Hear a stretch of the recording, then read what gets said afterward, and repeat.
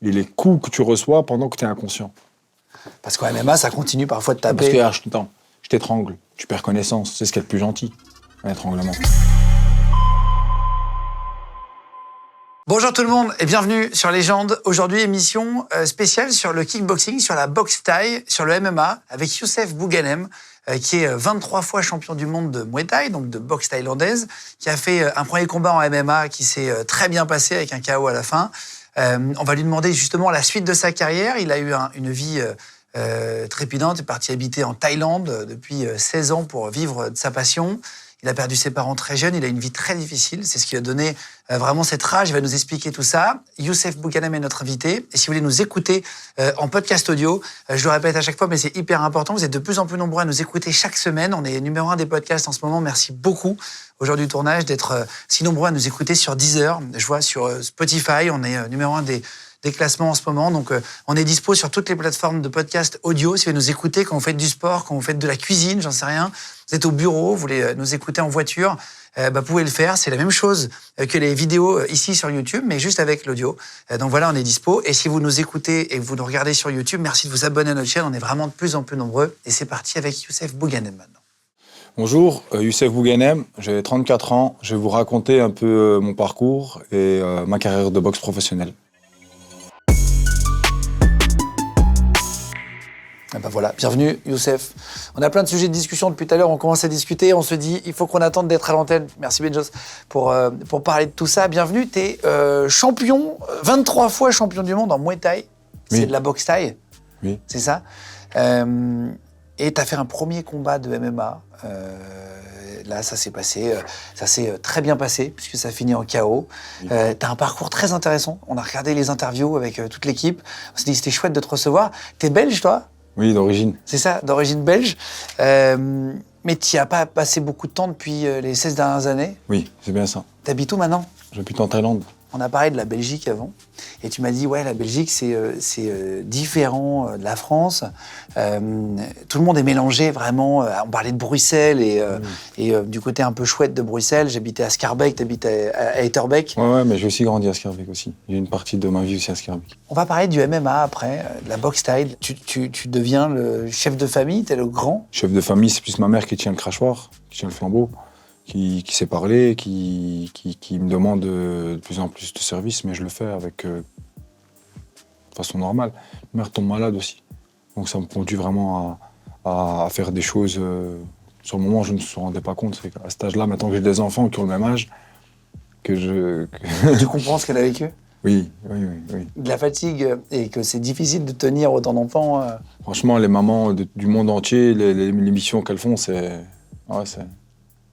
faut leur donner vraiment le plus haut grade de respect. Tu vis un choc émotionnel quand tu perds ton père à 8 ans. Ouais. Et tu parles plus. Oui, c'est ça. Et t'es devenu taiseux, tu dis. Taiseux, mais parfois, je parle, tu vois, mais je parle bien quand il faut. C'est être taiseux.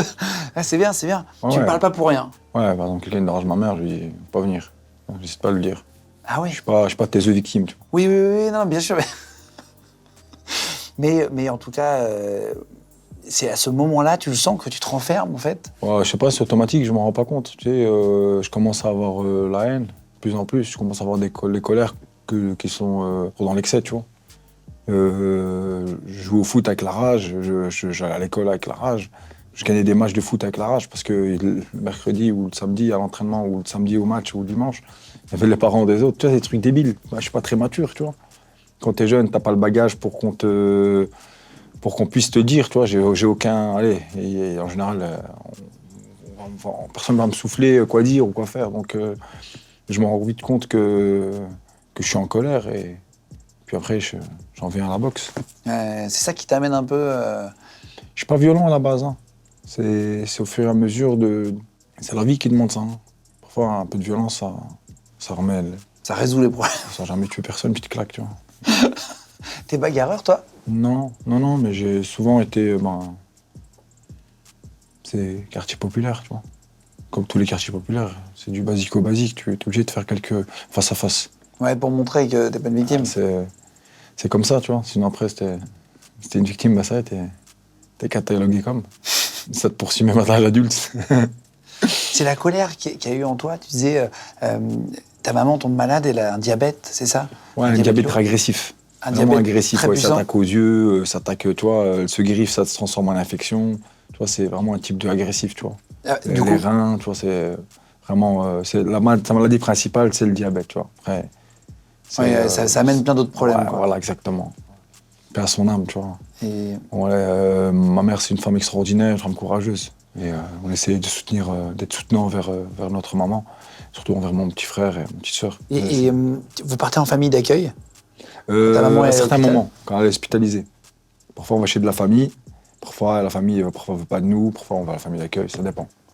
Ouais. Et c'est à 12 ans, tu découvres la boxe, première fois, dans une salle de quartier. Et qu'est-ce qui t'a plu directement? Tu rentres à 12 ans, tu sais pas te battre, comme un enfant de 12 ans. Mais je comprends vite que la boxe, c'est pas de la bagarre. C'est un art bien codifié et on s'y exerce. Un savoir-faire. Ouais, c'est un savoir-faire et c'est aussi un savoir-vivre. Aujourd'hui, moi, à mon âge, je peux te dire que c'est le plus gros vecteur de rassemblement. Tu peux être à côté d'un juif ou tu peux être à côté d'un noir. Ou un juif, il peut être à côté d'un musulman, ou un musulman peut être à côté d'un juif. C'est le plus grand exemple où il n'y a pas de conflit, en fait, entre les deux. Dans le sport, en général. Oh oui. Mais un mec riche, il peut s'entraîner avec un mec pauvre. Et surtout en Belgique, tu vois. Après, tout le monde est ensemble et c'est une grosse richesse. T'annonces à ta mère que tu veux faire de la boxe assez rapidement. Ah, elle veut pas. Et te dit non? Parce que mon père, il en faisait un peu aussi. Il m'a dit, tu vas perdre ton œil, tu vas casser ton nez. Ouais, ça arrive très vite, on casse vite mon nez. C'est une maman, c'est normal. Et s'inquiète. Tu t'en fais professionnellement à partir de quel âge? À partir de comment tu veux faire? Le plein contact en Belgique, c'est à 16 ans. 16 ans? On commence le plein contact. Mais avant, j'ai commencé les compétitions déjà à 14. Je me suis entraîné 2 ans sont bien sérieuses. Puis après, je passe directement au plein contact parce que je suis trop... C'est quoi plein contact? Plein contact, c'est au KO. C'est au KO? Ouais. Ok. Tu peux dire un enfant peut boxer un adulte. Puis je commence à boxer, j'ai 14, à mes 15 ans, je commence à boxer déjà des adultes. Les adultes, c'est des mecs de 30 ans, 35 ans, des pères de famille, tu vois. Ça tape plus fort? Ah oui, un homme, ça te frappe toujours plus fort qu'un enfant. Quand t'as 14-15 ans et que tu boxes un mec à 35 ans. Tous mes combats amateurs, je les gagne. Je pense que je fais une défaite ou un match nul, je me souviens pas bien. Donc j'emmagasine beaucoup de combats vite fait, je monte vite les classes D, C, B, parce qu'il y a des classes dans le pied-point. Puis j'arrive en A. En A, c'est... déjà en B, tu commences déjà à être payé. Quelque chose, je donne directement à ma maman. Comme si je culpabilisais, tu vois. C'est à 18 ans que tu pars en Thaïlande. Au départ, tu pars juste pour 2 mois. Comment est-ce que ça se passe? Tu découvres la Thaïlande, est-ce que c'est comme dans les films? Est-ce que c'est vraiment violent? T'as plein de films où tu imagines un peu les centres de boxe thaï un peu hyper vénères, etc., machin, avec le bambou. Tous les films, on a vu les films de Jean-Claude Van Damme, où ça tape. Ouais. Dédicace à un autre copain belge. Ouais. Que t'as rencontré, Jean-Claude, d'ailleurs? Ouais, super personne. Ouais, super mentalité, discussion vraiment mec de quartier. Ah oui? Ouais, c'est vraiment mec de quartier, mais qui a pris de l'âge. Qui porte les bons conseils et franchement bien. C'est le tonton? Rester authentique, ouais, c'est vraiment... C'est le tonton? Ah ouais, il était vraiment... Je m'y attendais pas à ça, mais vraiment... c'est vraiment le traditionnel des quartiers de BX. Ouais. Et c'est inattendu, hein, pour un mec qui est parti aussi longtemps aux États-Unis, garder ses valeurs et tout, il n'y en a pas beaucoup qui sont comme ça. Ah, si tu l'as rencontré où? Ouais, c'était un modèle. Dans son tournage, à Bruxelles, et après, moi, en Belgique. Ah, ok. Donc, est-ce que ça se passe comme dans les films de Jean-Claude? Il y a un petit drame, ouais, il y a un petit choc, Culturel. social, culturel, ouais. Voilà, c'est pas pareil. Moi, je me rappelle d'une anecdote, quand j'arrive, le premier jour que j'arrive, je prends mon logement. Tu vois, dans les marchés, là, où les gens, ils vendent devant le... T'avais un mec, il a tout renversé par terre, je sais pas, il avait un problème avec sa femme ou un truc comme ça, tu vois. J'ai dit, putain, c'est comme dans les films. Puis après, plus rien, c'était calme pendant 2 mois. Ils sont bons vraiment là-bas? Ouais. Ça tape fort? Ouais, c'est le summum du niveau mondial. C'est vraiment leur truc. Ouais, tu sens que ça s'appelle pas boxe thaï pour rien ou muay thai. Ouais, ils ont pas volé le nom. Et t'arrives donc à prendre du plaisir quand même, ou tu te fais latter au début? Ben non, c'est pas ça, c'est qu'au début, en fait, je découvre que les mecs, ils aiment pas tous la boxe. Et ils le font comme métier. Ah, culturellement? Ouais. Et le mec, il s'entraîne, il perd le poids, tu vois. Je vois des mecs, parfois ils perdent des poids, et puis après ils pètent des plombs. J'avais un mec, un grand champion, il ouvre une bière alors qu'il a une pesée demain, tu vois. Et ça lui fait remonter le poids, et puis il repart partir tu vois, le mec il lui reparle pour aller reperdre du poids. Bon, je suis dans l'immersion, tu vois, donc je vois des choses que j'ai jamais vues et que je pensais pas que c'était comme ça. Parce que j'ai vu bien sûr beaucoup de DVD, beaucoup de vidéos, j'ai téléchargé beaucoup de choses sur Internet pour voir comment ça se passe dans les camps d'entraînement et tout. Et c'était une époque aussi où les étrangers, donc les pharaons, ils n'étaient pas les bienvenus, mais c'était pas couramment là, c'est pas comme maintenant. Là, c'est un vrai business. Là, il y a des endroits que pour eux. Que pour s'entraîner. On dit Que pharaon pour eux et pour pharaon, les étrangers. Les étrangers. Ils disent Falan. Ah, ok. C'est écrit Farang, F-A-R-A-N-G. Il y a un film avec Nassim Niès qu'on a reçu. Ils disent pas le R.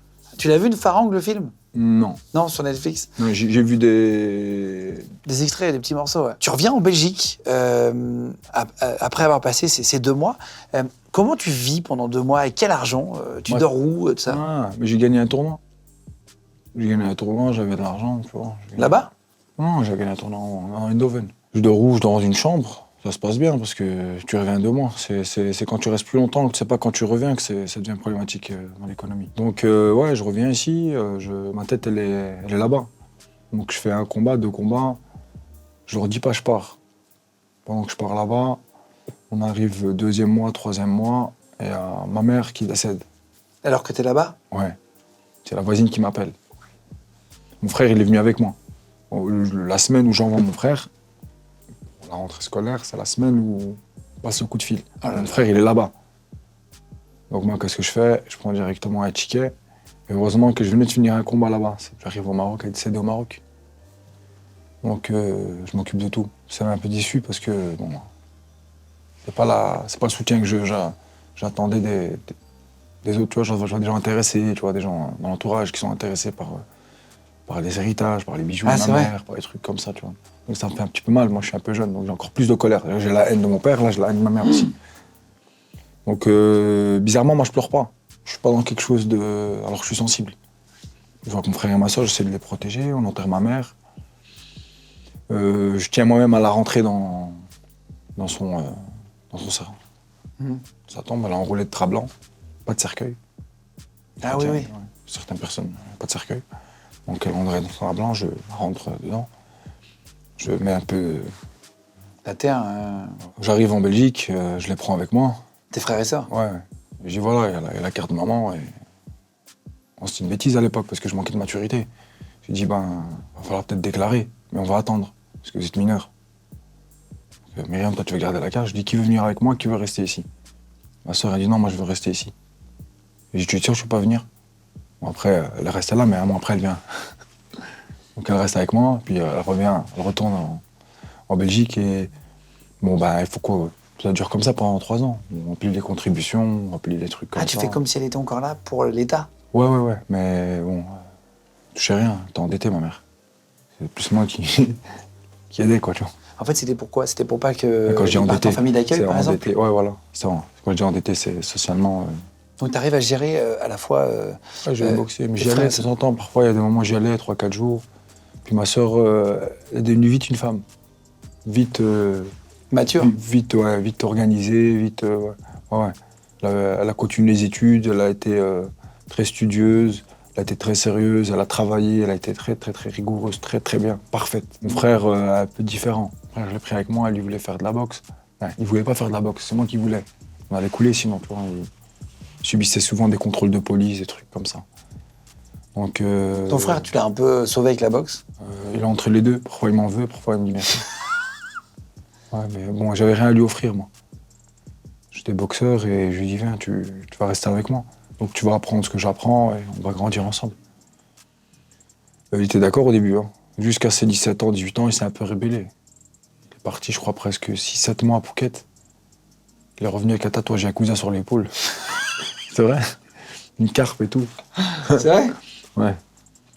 La carpe, c'est vraiment le... Ouais, c'est un bruit très fort. Hein. Ouais, c'est le truc de Yakuza japonais.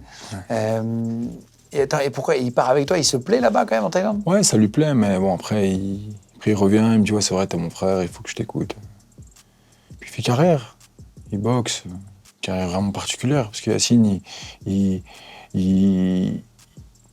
bat des mecs qu'il doit pas battre, tu vois, il va dans les endroits, il fait des mises d'argent beaucoup. frère, il a un truc, il aime bien miser de l'argent et l'entourage qu'on s'y met autour de nous, il est vraiment malsain. Et nous, on ne savait pas. En Europe, vu de l'Europe, miser de l'argent sur des enfants, sur des combats d'enfants, des trucs comme ça, c'est chaud. Tu vois, mais Il y a des combats d'enfants là-bas? Ouais, des combats mineurs. C'est normal. Puis moi j'ai vite grimpé les échelons grâce aussi à ce système-là, parce que l'économie de la boxe thaïlandaise, elle est contrôlée par l'économie des paris. Les parieurs font la loi. Bon, ça a changé depuis le Covid. Mais avant le Covid, c'était tout à fait différent. Tu repars, donc tu habites en Thaïlande très tôt.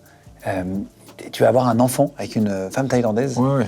Ça va rester la même durant presque 13 ans. Est-ce que c'est mal vu quand tu es étranger là-bas? Pour elle, ouais, parce qu'elle vient d'une bonne société. Enfin, bonne société. Elle vient de quelque chose, une personne banale. Après, si tu prends une fille des bars, ça dérange personne. Surtout si tu payes. Il y a la prostitution de ouf en Thaïlande.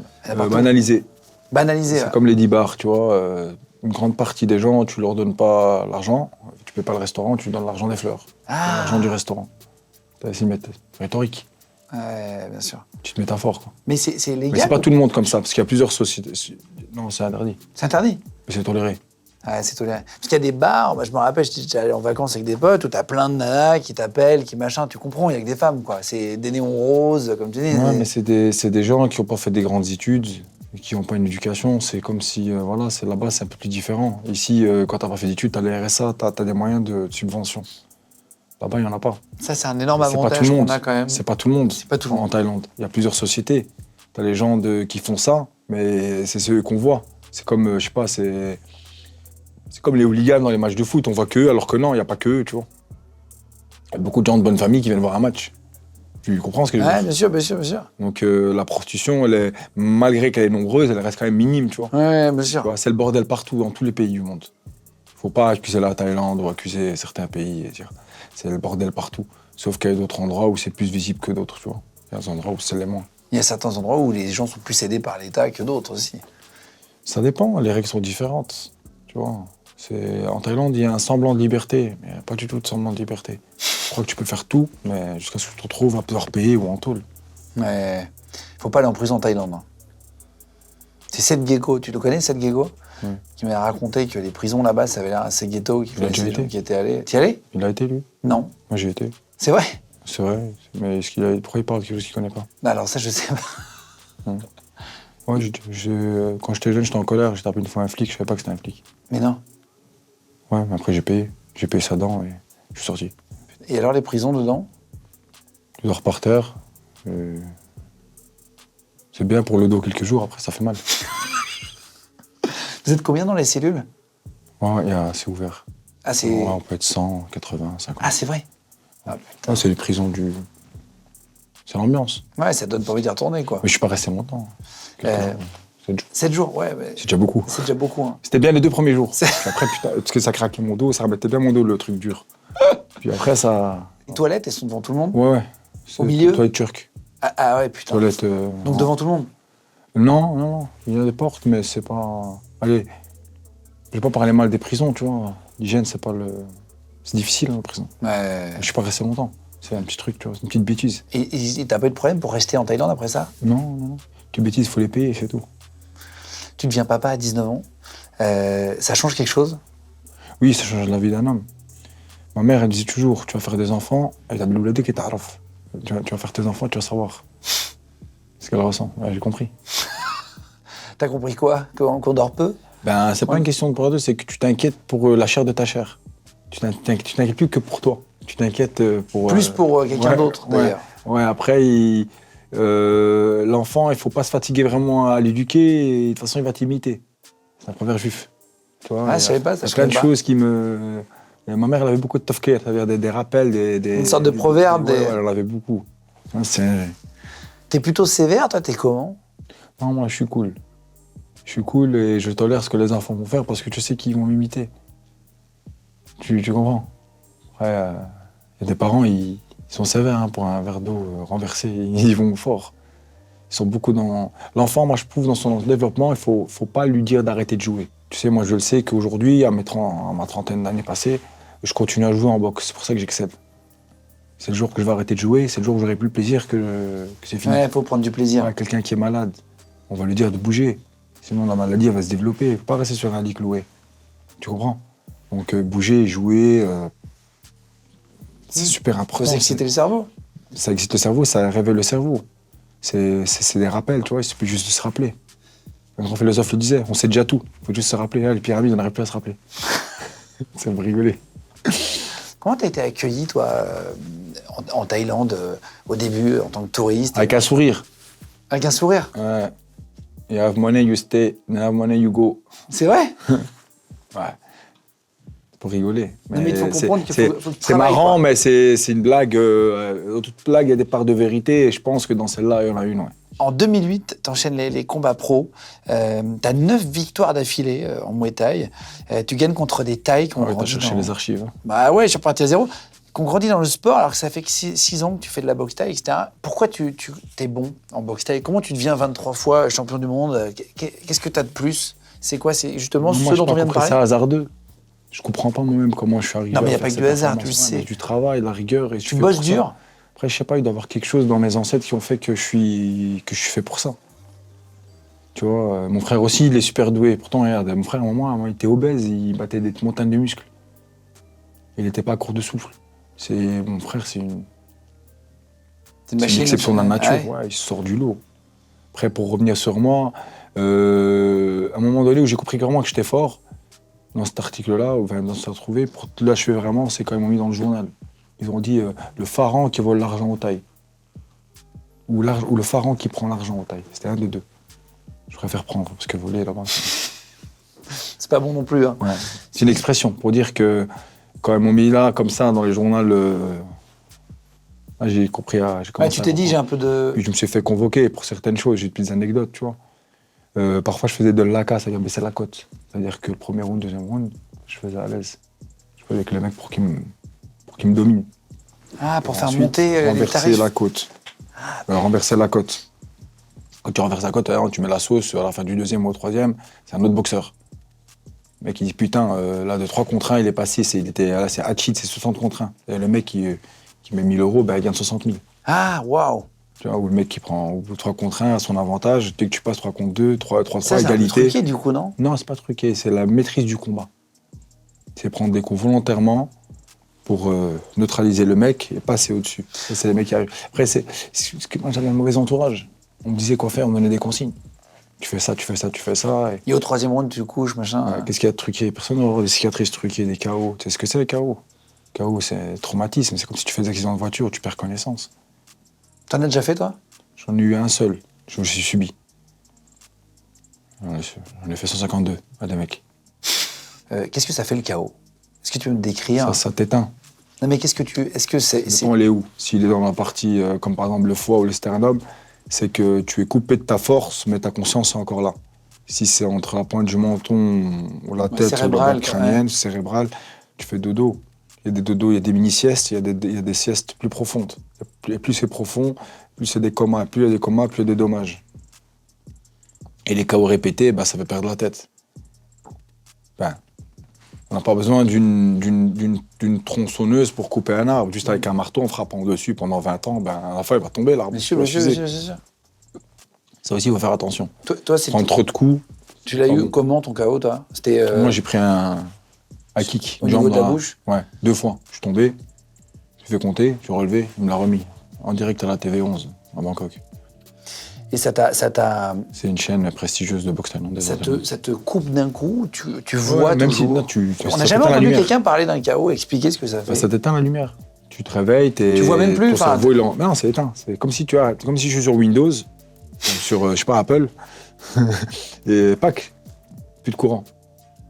Il n'y a plus rien. Le PC, il voit rien. T'es plus là. Noir. Donc s'il te remet des coups, tu sens même pas. Non, c'est fini. T'es relâché, ton système nerveux est relâché. Après, des réactions peuvent varier d'une personne à une autre. Certaines sont contractées, il y en a d'autres qui sont super relâchées. Et parfois, ce qui est violent, c'est pas le coup que ça s'éteint, c'est la chute relâchée. Ah! Et les coups que tu reçois pendant que tu es inconscient. Parce qu'en MMA, ça continue parfois de taper. Parce que, je t'étrangle, tu perds connaissance. C'est ce qu'il y a de plus gentil, un étranglement. Ah bon? Ah oui. Mais c'est quand tu es inconscient, c'est le fait de continuer de t'étouffer et de te tuer qui est violent ou qui est endommageant. Tu comprends ce que je veux dire? Ouais, bien sûr, bien sûr. C'est étrangler quelqu'un et puis le mettre en PLS, le réveiller. Oui, la perte de connaissance, c'est il se pas si réveille, grave. il se sent bien. Il dit putain, j'étais bien, pourquoi tu m'as réveillé? Limite, il va te le dire, mais il te le dira pas parce que c'est inconscient.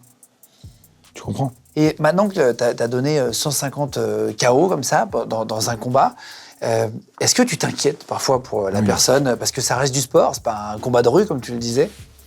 Je suis dégoûté. Même si c'est le but, mais je suis dégoûté. Le but, c'est de mettre une victoire, de mettre le combat, de raccourcir le combat ou de le gagner là au point. Franchement, la majorité du temps, je préfère gagner au point. Au moins, mais parfois, le problème, c'est que parfois, c'est pas celui-là qui a pris le KO. Parfois, tu peux gagner le combat et prendre trop de coups aussi, il faut faire attention. Je sais pas, c'est pas un sport très conseillé. Je suis tombé dedans comme dans la soupe d'Obélix, tu vois, d'Astérix. Tu t'es déjà inquiété pour quelqu'un qui Ouais, bien c'est un sûr. KO, savoir s'il était mal tombé Ouais, ou- et des mecs, parfois, je les fais dormir longtemps. Il y a des mecs, ça fait de la... Je m'en veux. Ah oui. La plupart du temps, des mecs, quand je les mets KO, moi, je suis pas très content. Mais bon, après, il faut toujours montrer un... Tu vois, c'est particulier parce que c'est... Tu t'entraînes pour la même chose et tu connais pas le mec et tu t'entraînes pour prendre ce que lui ne veut pas perdre. Et lui, il s'entraîne pour te prendre ce que toi, tu veux pas perdre. Donc, il veut te prendre la victoire, tu vois, forcément. Donc, il veut t'imposer la défaite. Et ça, c'est particulier, spécial, tu vois. Mais il faut le faire. Tu fais ton travail, tu fais ce que tu as à faire quand il faut le faire. C'est tout ce que je me dis. Je me répète toujours ça dans ma tête. Je me suggère de faire ce que j'ai à faire quand il faut le faire.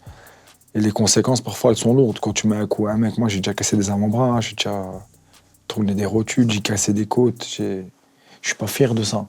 Mais ce sport qui est ultra violent, qui est rempli de respect et qui a c'est aux antipodes. Il y a Tu t'es un déjà truc excusé? violent, bien sûr, tout le temps.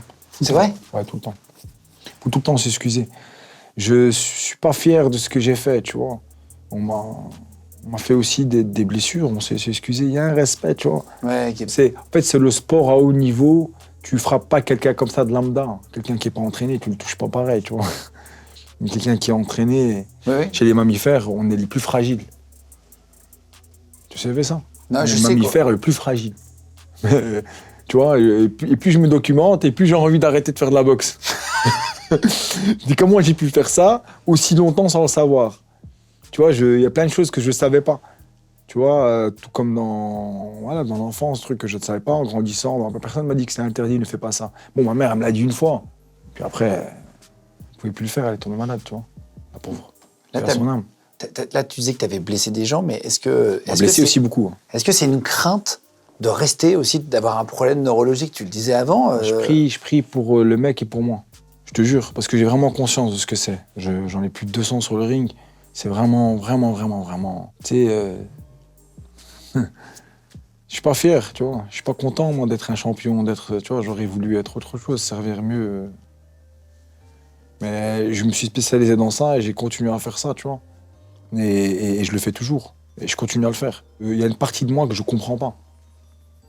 De pourquoi Il y tu a le un fais? côté en moi qui dit ne cherche pas à comprendre. Il y a un autre côté qui me force à vouloir comprendre. Faut chercher, faut Bah, comprendre. tu gagnes ta vie aussi, c'est ton métier Il n'y a maintenant. pas que ça, même. Au-delà du financier, bien sûr, il y a de l'argent. Bien sûr. Heureusement. L'argent.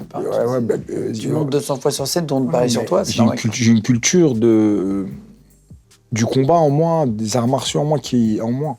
Tu vois, j'ai un code de m'entraîner, ça me fait du bien, je me retrouve, je fais connaissance avec moi-même à chaque fois. C'est personnel, c'est vraiment à l'intérieur.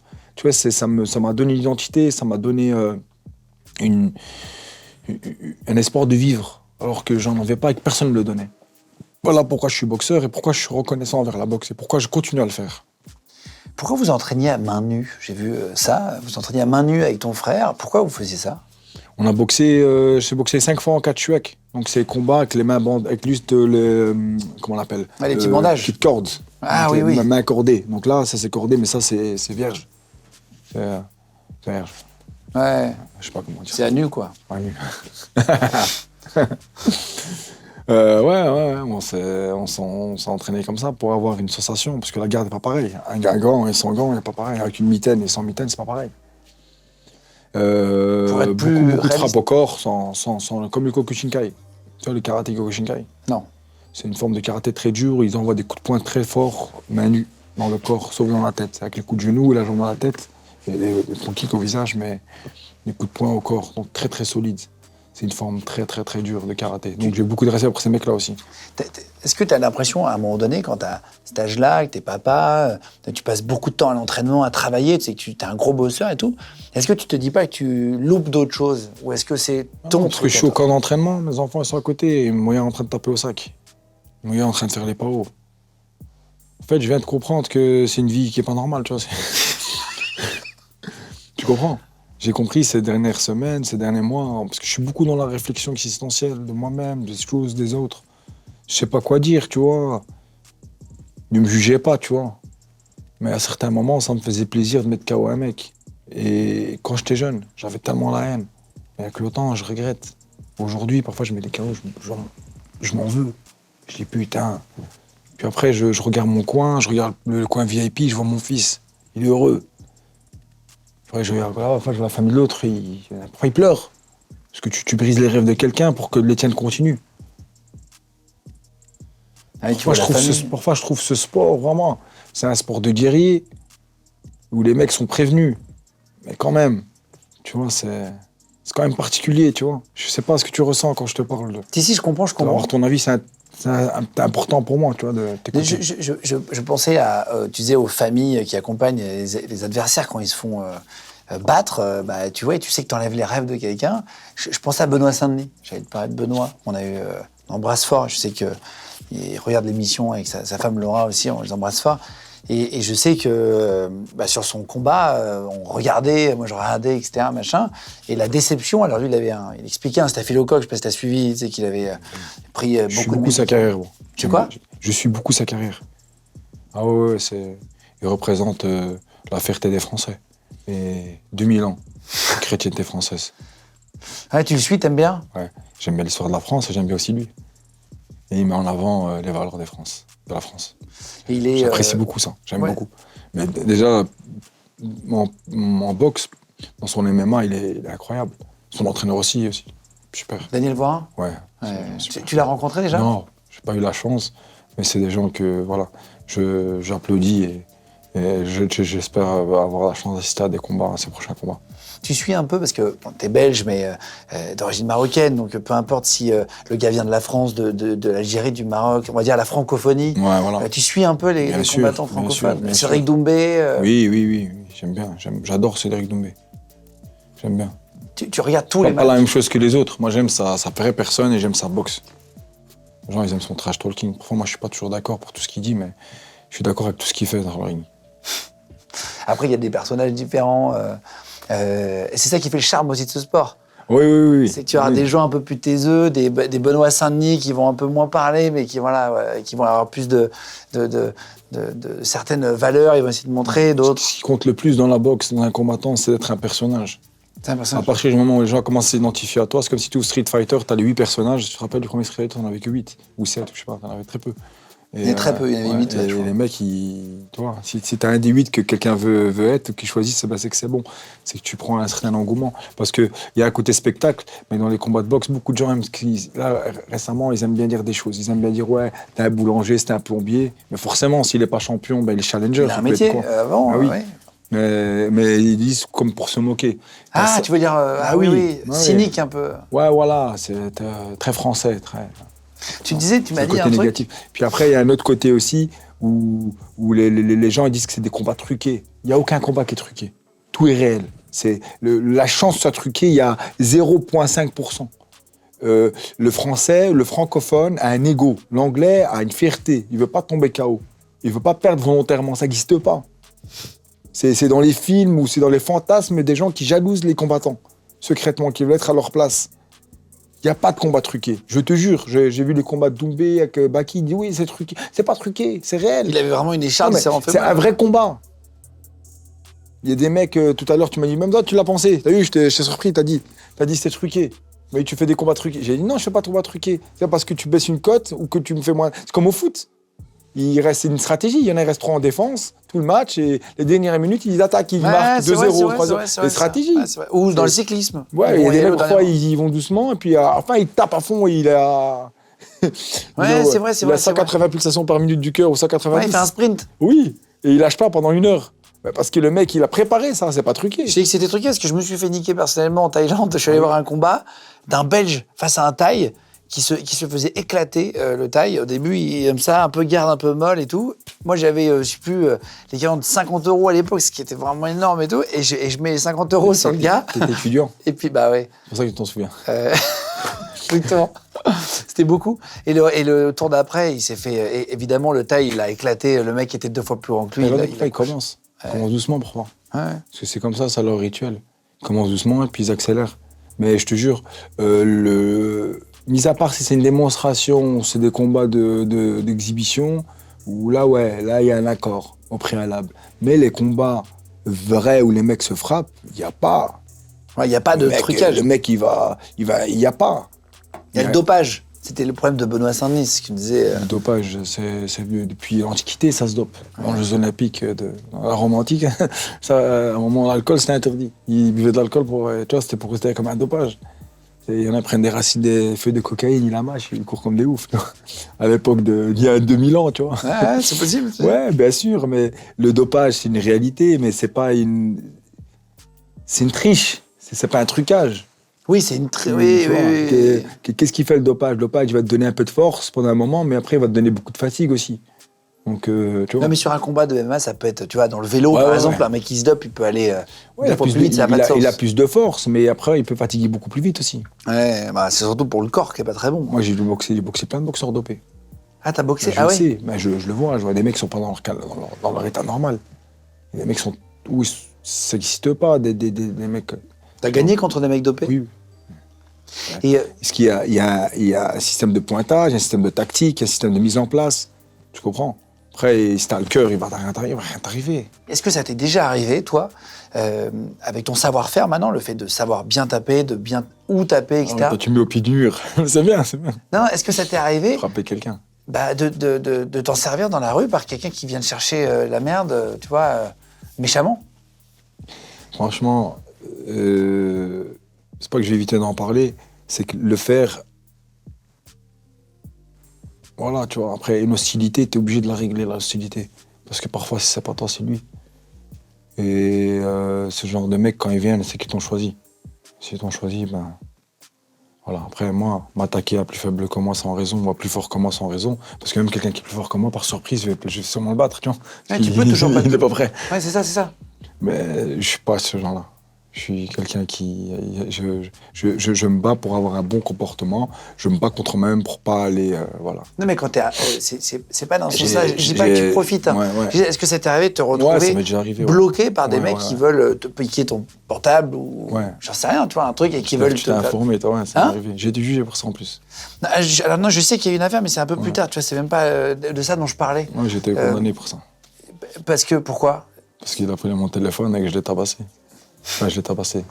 J'ai mis 3 coups. La juge, elle a dit que je devais mettre juste une claque. Elle m'a dit qu'il fallait s'arrêter à la claque. J'ai dit, mais bon, quand quelqu'un est menaçant, où savoir quand s'arrêter? Alors, la main dans la poche, il me sort un tube blanc. Il dit non, c'est une chicha électrique. Mais le mec, il est drogué et qui, je sais pas, tu vois, il fallait attendre que la dame rentre pour que je sois en légitime défense. Ah, ça n'a pas de sens. Hein. Je dis, monsieur, vous êtes considéré comme une arme blanche, elle m'a dit. Je dis, je m'excuse, toute ma vie, je me suis battu pour pas poser les pieds dans ce palais de justice. Dans le comportement. Toute ma vie. Oui, mais vous avez vu qu'en Thaïlande? J'ai dit, vous pouvez regarder aussi en Thaïlande. C'était, ah oui, en 2019. C'est ça, 11 août. Un homme qui essaie de te voler ton téléphone. J'ai jamais posé les pieds dans un... Dans un palais de justice? Dans un palais de justice. En Thaïlande, quand j'ai fait les 7 jours de détention, j'ai payé pour pas passer avec le juge tout le bazar et tout. Donc après, ça allait prendre des procédures. Donc j'ai jamais posé les pieds là, j'étais en... C'est la première fois en 2019. Voilà, c'est pas 2019, j'étais là en 2023. Mais qu'est-ce qui s'est passé concrètement? Le mec, toi, t'es assis en 2019, tranquille. Et je suis repassé là en 2024, pardon. Je suis repassé c'est vrai? là, ils m'ont passé, ils m'ont jugé encore, ouais. Ah, c'est pas fini, 5 ans après? Ouais, c'est pas fini. Putain. Il a sorti un article, mais...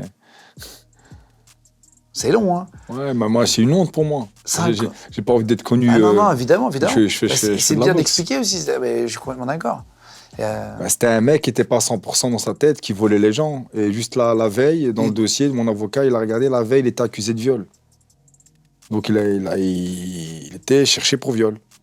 Et lui, il s'est enfui avec une fracture du crâne durant la nuit dans l'hôpital.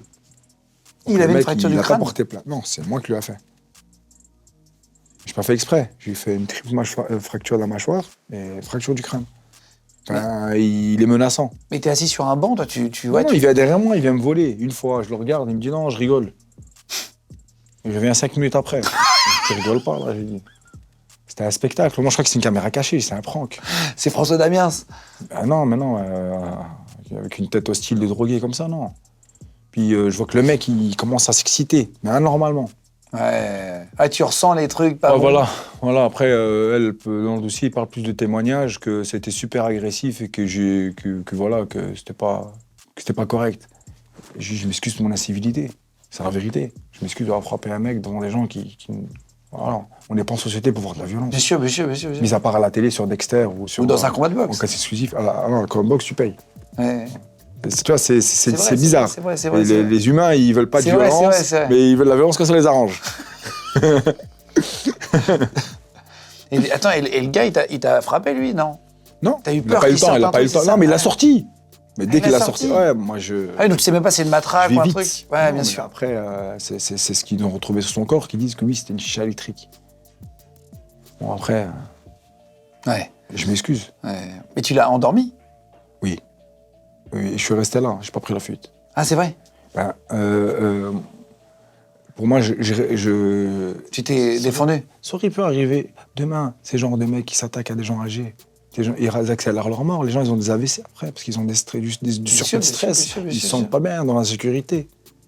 Je me suis pas rendu service à moi-même, mais j'ai rendu service à Ouais, bien sûr, tout bien le sûr. monde. Et là, t'attends la police ou les Oui, pompiers? oui. Ils mettent longtemps à me trouver, parce que moi, j'étais déclaré à l'étranger en Thaïlande depuis des années. Ils cherchent dans mon nom, on ne me trouve pas. Je dis, ouais, l'ambassade à Bangkok, ils vont me trouver. Je suis un Belge résident en Thaïlande. Putain, la vache. Puis là, après, ils disent, oui, voilà. Ils me disent, non, mais le procureur veut vous garder. Là, c'est procureur du roi, quoi. Je sais pas comment ça se passe en France. Donc, je fais une nuit là-bas. Je passe le lendemain au palais. On me dit, on vous rappellera. Vous n'avez jamais volé de téléphone de votre vie? Et je dis, non, madame, je ne fais pas partie de ces gens-là. Mon réflexe, si quelqu'un tombe, c'est spontané. Ouais, d'aller l'aider, au contraire. Ben, qu'est-ce que je vais faire? C'est pas l'iPhone 14 qui va...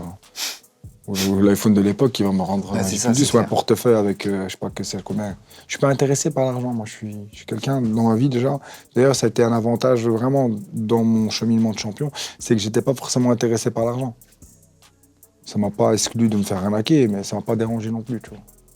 Dans la boxe, dans les bourses, dans les primes, avec les managers et tout le bazar. Et tu Pour revenir à cette affaire-là, finalement, ils ont rappelé là, ils m'ont jugé par défaut, ils m'ont fait un jugement très sévère. Ah bon? Ouais, ils m'ont fait du ferme, 30 mois. 30 mois? Ouais, pour le premier fait. Ouais. Alors qu'ils savent que t'es sportif? Ah oui, Enfin, oui. que Ouais, c'est pour c'est ton servir métier? d'exemple. Ouais. Puis après, ils ont rejugé, et là, ça a complètement. Le ferme, ça a disparu. Et t'as peur, en tant que professionnel et tout, si t'as une bagarre de rue, est-ce J'aime que pas les problèmes, ouais, ça m'embête. mais ça t'a Même stressé? quand je vois des. Non, ça me dérange pas. Non? Je suis quelqu'un je m'entraîne à toute éventualité. J'ai une passion. J'aime la boxe taille. Je suis entraîné pour être entre un boxeur et un arbitre. Pas pour être dans la rue. Ah oui.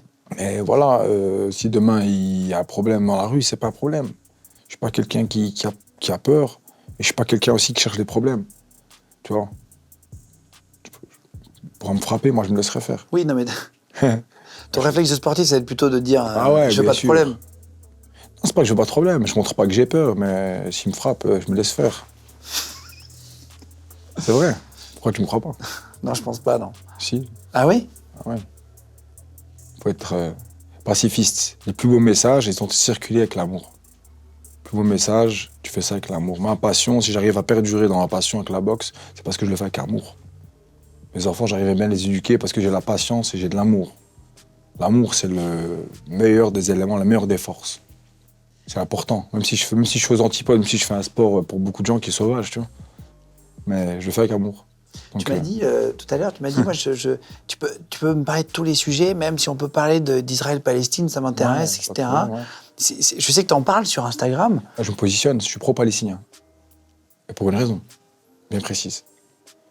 Je suis contre la politique d'ultra-droite d'Israël. il se positionne. C'est pas normal qu'à la télé, en direct, le Premier ministre, il fait des prophéties d'Isaïe. Prophéties de fin du monde. C'est pas normal. C'est pas normal qu'il contrôle un autre pays dans une colonie depuis 75 ans. C'est pas normal. Pour moi, les deux méritent d'exister. Je suis pas contre Israël, mais je suis contre la politique d'Israël. Tu comprends? Après, voilà, la fête du mouton, c'est une tradition judaïque. Le jeûne que Jésus faisait, c'est Jésus, notre prophète. Et ça, chez les musulmans ou même chez les Arabes, parce que même chez les chrétiens, la première première église assyriaque, elle est en 144 au Moyen-Orient. Elle n'a pas été avant que on parle de l'église romaine, parce que c'est ce que nous, on est en Europe, tu vois. Mais la première église, elle est assyriaque, en 144. C'est les évangiles de la Sainte Bernabé, les 32 évangiles qu'ils ont retirés de la Bible. Voilà, c'est des évangiles qui existent. L'évangile de Marie, etc., etc. Donc pour moi, j'aime bien l'histoire, je suis passionné d'histoire. Pour moi, c'est les deux, ils doivent être dignants. Tu vois, la Palestine, c'est 2600 ans d'histoire. 2600 ans d'histoire. En France, il y en a 2000. Non, mais de toute façon, je compare à rien, moi. Non, moi, je compare rien. Je suis un pacifiste. Moi, je suis un pacifiste. Aujourd'hui, bombarder, bon, d'accord, moi, je condamne la Hamas. 7 octobre, ou je sais pas comment t'appelais ça, mais c'est qui a créé la Hamas? C'est le Premier ministre israélien. Comment ça se fait qu'un pays opposant crée la politique du pays qu'ils veulent dominer? C'est pas normal, tu comprends? Pour moi, je reste toujours pro-Palestine, mon cœur il balancera toujours du côté de l'opprimé. Pour moi, tout le monde mérite de vivre. Le fait de tuer là 30 000 enfants, 30 000 adultes et enfants innocents, enfin, des milliers de morts. C'est pas une fierté, tu vois. La plupart du temps, ils sont tués que par des bombardements. Parce que pour moi, il y a un opprimé, l'opprimé c'est le Palestinien. C'est pas normal que sur un 50-50 de terrain répartis sur un pays, on se retrouve avec un bout de, je sais pas, ils sont à combien de pourcents là, 15 ou 13%, et encore plus, parce que là, ils ont encore pris des 80 hectares sur la Cisjordanie. Et ça continue. C'est pas logique, tu vois. Tu t'intéresses à la géopolitique? Oui. Tu disais, je parle d'histoire, Oui, et t'aimes oui. l'histoire et tout. Oui. Ça, c'est un truc qui te plaît? Oui, bien sûr, parce que tu regardes les dates, tu regardes ce qui se passe et tu comprends un petit peu les directions des gens. Ce qui se passe socialement, c'est important de suivre. Et ce qui s'est passé avant aussi, c'est important. On te voit très sérieux en interview. T'as une personnalité très sérieuse.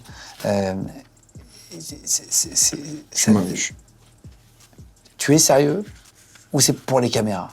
Parce que parfois, il y a des personnages, tu le disais, en boxe, dans le MMA, etc., de mecs, j'en connais, hein, qui vont être un peu différents. Un Cédric Doumbé, tu vois, peut être un peu différent, peut être plus dans le trash talking, alors que c'est un mec qui est adorable dans la vie. Mais au moment où il y a la caméra qui s'allume, il va être plus là-dedans. Est-ce que toi, c'est un personnage ou t'es comme ça? Moi, je suis comme ça. Je suis marrant avec mes enfants. Et vraiment, quand il y a une proximité avec les gens que j'aime. Alors, je suis pas quelqu'un qui se prend toujours au sérieux. Dans le sens où, pour moi, le repos fait partie aussi de l'entraînement. Donc, à certains moments, il faut faut pas toujours être tout tension réflexionnelle. Ça va, on va pas développer un cancer du cerveau. On va réfléchir. C'est Greg MMA qui disait dans une vidéo, il parlait de ton regard, il disait qu'il était différent, intimidant. Toi aussi, tu trouves ça? Non, moi je trouve pas. C'est bien, parce qu'on a rigolé sur Scarbeck direct. Ah ouais? Ouais. J'ai décidé aujourd'hui d'être gentil. Tout le temps d'être gentil. Non, tout le temps, ouais, je te jure, c'est vrai. C'est des nouveaux buts dans ma vie. Quand j'ai 2024, j'ai dit, mais attends, il faut que je devienne gentil. Faut pas parce que j'ai déjà la tête du mec. Ah, c'est vrai? J'ai clarifié un peu du visage et tout, donc j'essaie d'être plus gentil, de travailler encore plus. Déjà, je le faisais avant, mais là, je le fais encore plus. Ah ouais? Ah ouais, je vais devenir une victime. C'est vrai, les gens, ils se battent pour devenir des durs, moi, je me bats pour devenir une victime. C'est vrai. Non, je te dis en toute sincérité. Parce que t'es dur. Très content que tu me trouves gentil. C'est vrai? Mais moi, Oui. je trouve pas que t'as un regard méchant du tout. C'est gentil. C'est vrai, hein? Merci. Non, mais si t'avais un regard méchant, je te dirais, ouais, Mais tu reçois des mecs, des anciens braqueurs, ils sont là derrière comme ça. T'es habitué, toi. Oui, en fait, en face de moi, parfois, j'ai des vrais gars qui reviennent de la guerre, qui ont vécu des trucs. Tu sens dans leur regard qu'il y a un truc qui est très dur. Je trouve pas que t'as un truc très dur dans le regard. Non. Mais c'est un compliment, hein, c'est pas du tout. Je suis honoré. Merci, t'es le premier mec qui me le dit. Ça veut dire que je progresse. Je progresse, je deviens une victime. C'est... Je le regarde parce que lui aussi, il a une belle tête. J'aimerais bien ressembler à lui. Ah, Mathieu? Oui. Mathieu, il est canadien. Alors, Canada. Francophone? Il Un Québécois. Ah, t'aimes pas ça, hein, francophone. Hein. En 2009 et 2010, Tu le veux ou pas, t'es francophone. au Canada, C'est malin. ils vont parler plus français que nous, hein, Il parle bien Montréal. français, mais il parle un beau français. C'est Hein. interdit de parler anglais hein, sur plein de sujets, je crois. Disons qu'il y a des lois très, très fortes pour préserver la langue. Ah, il y a des lois, ouais. Et c'est bien. Genre au McDo, tu vas pas au drive, tu vas au... Commande à l'auto. Commande à l'auto, j'adore. En 2009-2010, tu fais 11 victoires pour une seule défaite. Et après, tu vas enchaîner 5 défaites avec un match nul entre 2010 et 2012. C'était une période compliquée. Moi, j'aime bien parler des échecs parce que ça permet de comprendre les victoires qui arrivent après et de comprendre à quel moment, tu vois. Comment tu vis cette période d'échecs? Est-ce que tu te dis que tu vas arrêter ou est-ce qu'au contraire, tu sais que tu vas y arriver quand même? En fait, il y a 3 choses. La première, c'est que je vis un décès, un deuil en retard. Mes yeux se mettent à pleurer. Comme un syndrome post-traumatique, Qu'est-ce qui se passe? Je suis dans ma tête, Bouganem, tu pètes les plombs, tu vois. Qu'est-ce que tu fais? Tu vois, mes yeux, ils sont toujours un peu en larmes, sans raison, tu vois, je suis... Comme une dépression? Ouais, puis après, deuxième, c'est que je me suis déboîté l'épaule. Il avait une triple fracture du numérus, rupture des postérieurs et intérieurs du ligament. Il y a le ligament qui vient d'ici, Ouais. sauté, ligament derrière, sauté. Et la coiffe des rotateurs déchirée. Donc la coiffe où l'os, l'humérus, là, ici, il vient se coiffer dans l'os et déchiré. Il ne reste pas grand-chose. Je me fais opérer une fois, ça saute. Donc j'ai encore la défaite. Parce que je vais vite revenir au charbon. Puis je rencontre un médecin. Avant ça, j'en rencontre 7. En Thaïlande, j'y pense même pas. Je viens ici, je vais à l'hôpital de Paris des Sports, Bruxelles, un peu à Namur, tu cherches un peu. J'en trouve un à Anvers.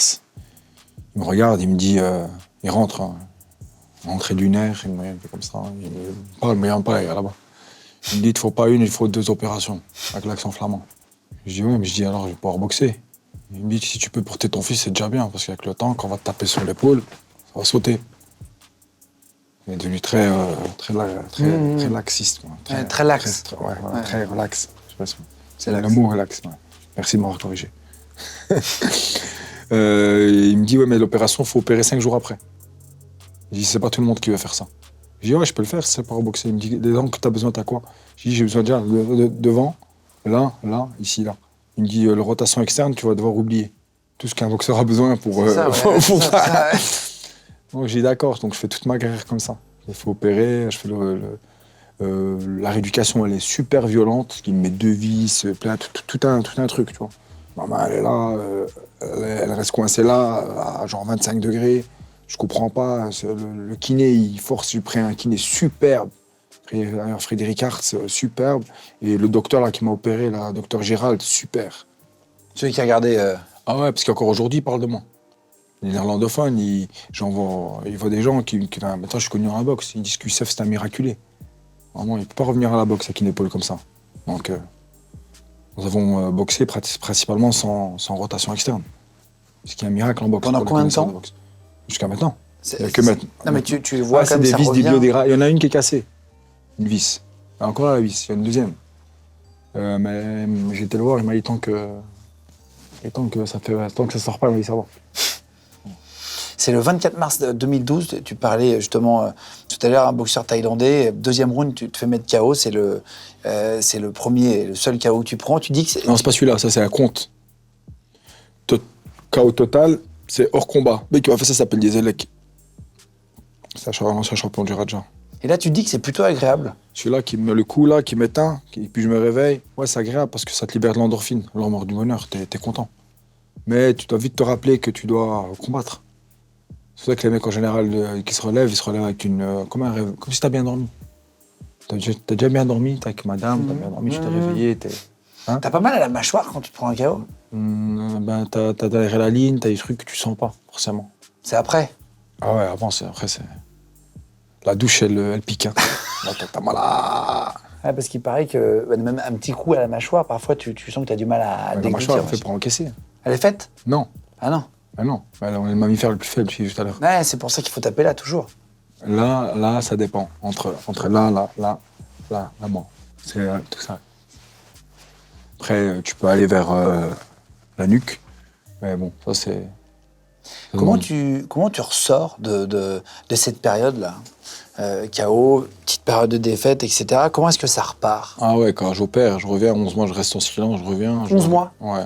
Je reviens je reviens plus fort, plus rapide, plus déterminé. Ouais, avec la haine de Bruce Lee dans Fureur du Dragon. Ouais. Parce que tu te fais déboîter l'épaule 80 fois. Ouais, ça sort beaucoup. Hein.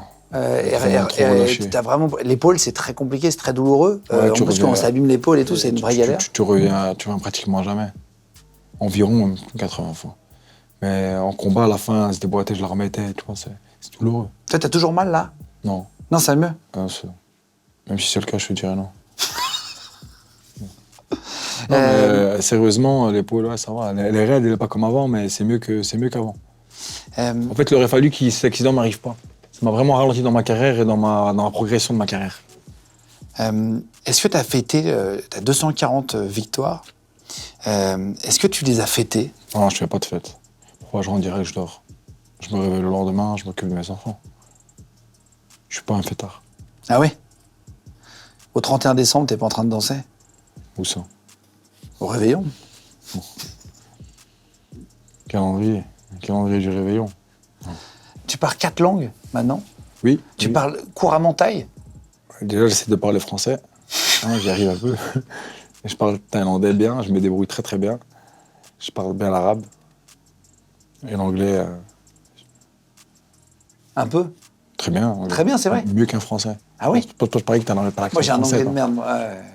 Ouais, mais comment vous... Tout à l'heure, j'ai entendu une Française parler en anglais avec une anglophone. Non, c'est une catastrophe. Yeah, speak with you. Ouais. You come here. Ouais, c'est une cata. Mon anglais est une catastrophe. C'est pour ça qu'on a des copains canadiens qui parlent extrêmement bien anglais. Ou mon copain Benjos, qui est à la caméra derrière, qui parle toutes les langues d'Europe. L'équipe derrière caméra, mais en lumière. Il doit s'asseoir à côté de nous. La foi, ça occupe une place importante dans ta vie? Oui, c'est très important la foi. C'est la boxe et la religion qui t'ont donné un cadre? Ouais, la boxe, elle m'a donné un rythme, une lancée.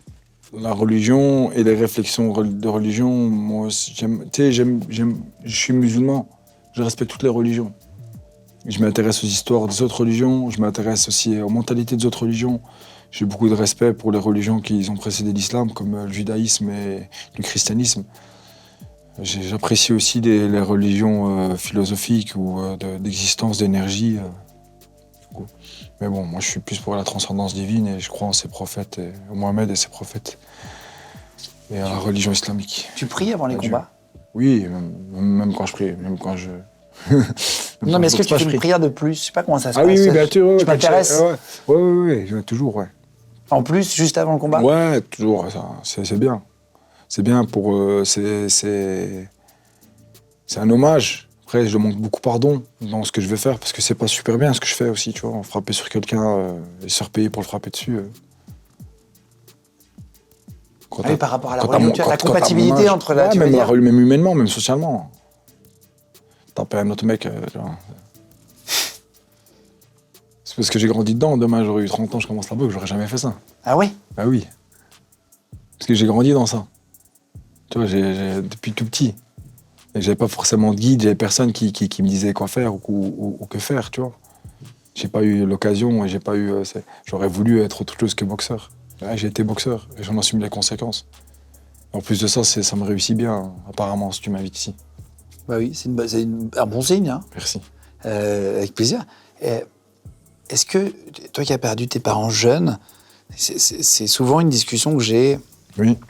Et que Cristiano Ronaldo a dit dans une interview, c'est le plus gros regret de Cristiano Ronaldo, c'est que son père n'ait pas vu son succès en tant que footballeur professionnel vraiment de très haut niveau.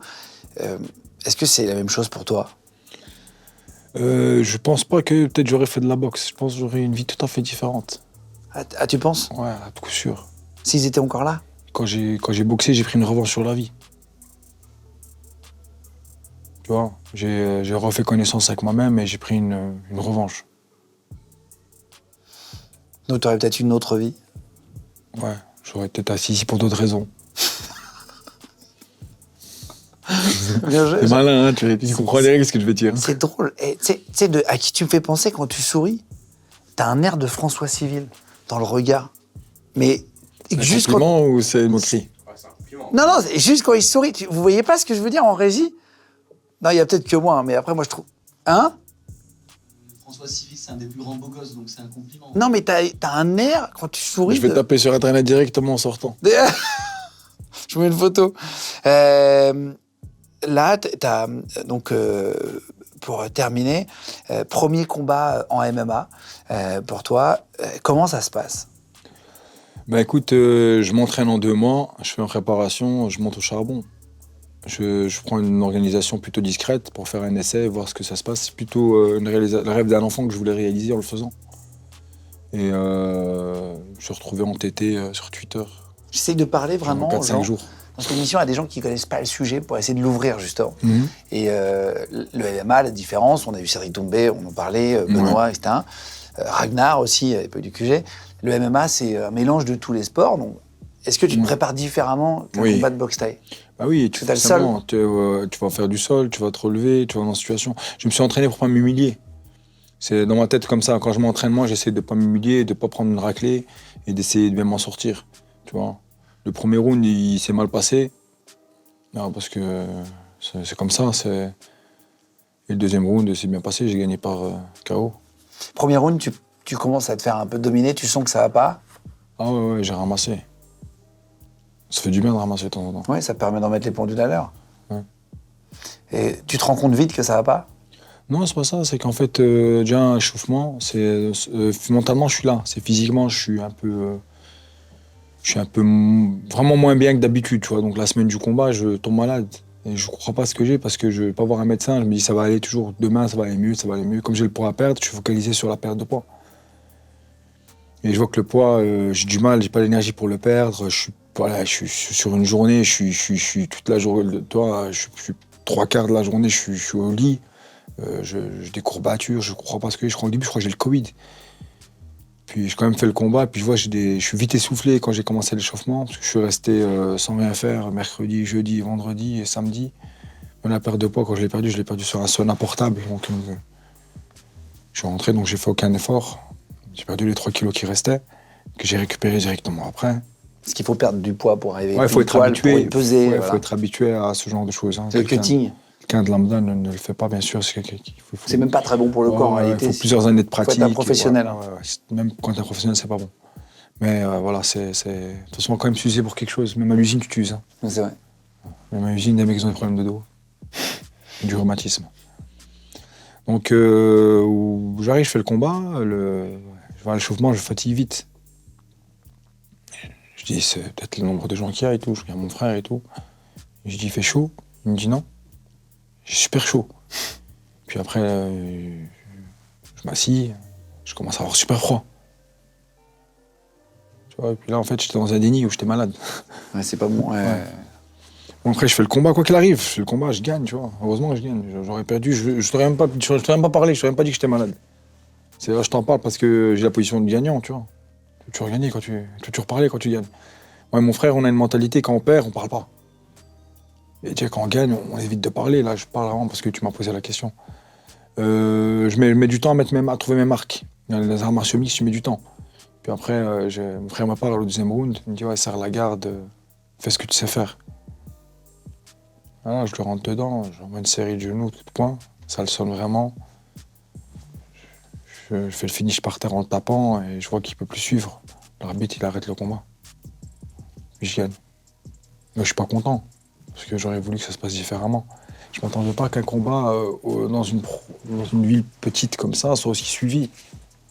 Ils avaient un live filmé de piètre qualité. Je me suis même, tu vois, c'était pas médiatisé. Mon but, c'était pas de médiatiser l'événement, c'était de faire le combat. Pour t'entraîner. Voilà. C'était même pour m'entraîner, c'est pour mon plaisir personnel. T'aimerais faire carrière dans le MMA? Je vais faire carrière, je suis en plein dedans. Je fais ça sérieusement, je m'entraîne très sérieusement à l'MMA. Tu vois, il y a tout un bout de l'iceberg que les gens ne regardent pas parce qu'ils critiquent facilement les boxeurs. Je parle pas de moi, je parle de tout le monde parce que c'est ça que j'aime pas. Je défends les autres. Mais pour parler de moi, oui, je vais faire carrière. J'aimerais faire... Tu feras pas de trash talking, toi? Tu penses que je dois le faire? Tu me conseilles? Non, mais est-ce que c'est ta personnalité? Je veux dire, tu parles de quel genre de trash talking? Parce que trash talking, c'est un grand mot en anglais, mais... Ouais, c'est faire c'est à la des série vannes Dombé, pour te on moquer un valait, peu des gens. Comme comédie. Ouais, faire de la rigolant. comédie. Faire de la comédie. Non. Non, c'est trop... Non, non. La mentalité que je préfère en tant que combattant, c'est celle de Benoît Saint-Denis. Après, la façon de combattre de Cédric Doumbé est très belle.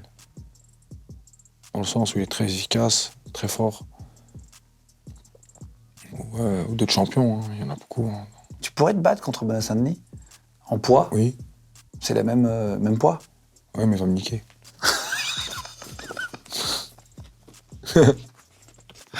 Tu penses, aujourd'hui? Ouais. Je ne considère pas en compétition avec les gens, mais si je dois boxer, je boxe, tu vois. Mais il va me niquer. Faut partir gagnant, non? Hein? Faut partir gagnant. Non, mais tu peux partir gagnant, ce serait te mentir. Il a plus d'expérience que moi. Il est beaucoup plus fort. Et dans quelques années, tu peux peut-être... Il sera toujours plus fort. Je respecte toujours les anciens, moi, parce qu'il a été plus haut que moi avant moi. C'est bien. Important, les arts martiaux. Qu'est-ce qui te manque dans ta vie aujourd'hui, là? On voit maintenant, tu as une famille, tu as plusieurs enfants, tu as 5 enfants en tout, c'est ça? Ouais, mais 2 qui sont pas à moi. T'as adopté? Ouais, ils n'ont pas de parents, mais un qui a pris son envol tout seul, il y en a une qui va bientôt le prendre. Il y en a 3 qui sont à moi et je les aime beaucoup. Enfin, à moi, biologiquement, je parle. Les autres aussi sont à moi. Pourquoi t'as adopté? T'avais cette envie d'aider Moi, j'avais aussi? besoin d'avoir des gens à côté de moi, de les faire grandir avec moi. C'est un grand plaisir de faire grandir. Et de te donner ce qu'on t'a pas donné. C'est une revanche sur la vie encore. Toi, j'ai essayé de le faire très positivement dans ma vie, moi.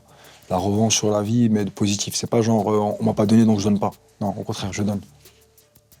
Tu comprends? Ouais. Ça, c'est un travail de Il y en a, l'âme ils que disent j'ai give fait. back, c'est quand t'as reçu, t'essaies de donner au max. Quand t'as pas eu, t'essaies de donner aussi. C'est pas donnant, c'est donnant. Il faut pas calculer. De toute façon, il y a des passages dans la réflexion humaine qui te disent éloigne-toi des gens qui calculent tout ce qu'ils font minutieusement pour toi.